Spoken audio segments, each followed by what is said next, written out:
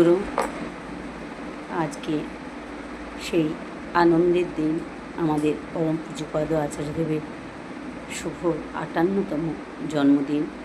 এই শুভ জন্মদিনে আমার পরম পিতার চরণে প্রণাম জানিয়ে, পূজ্যপাদ আচার্যদেবের চরণে আমার আভূমি প্রণাম জানাই। পরম পিতার চরণে তার সুস্থ মঙ্গলময় সুদীর্ঘ জীবনের প্রার্থনা করি। একটি কবিতা পাঠ করছি। তুমি যে মোদের সবার প্রিয় পূজনীয় আচার্যদেব, তাই তো তোমায় দেখে মনে জাগে আশা।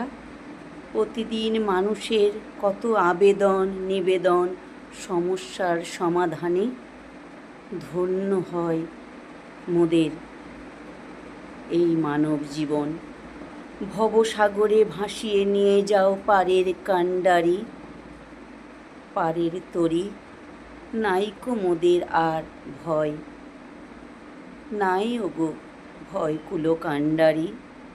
তোমায় দেখে আনন্দেতে আঁখি হতে আসে জল, ভুলে যায় সব দুঃখ গ্লানি ক্লান্তি।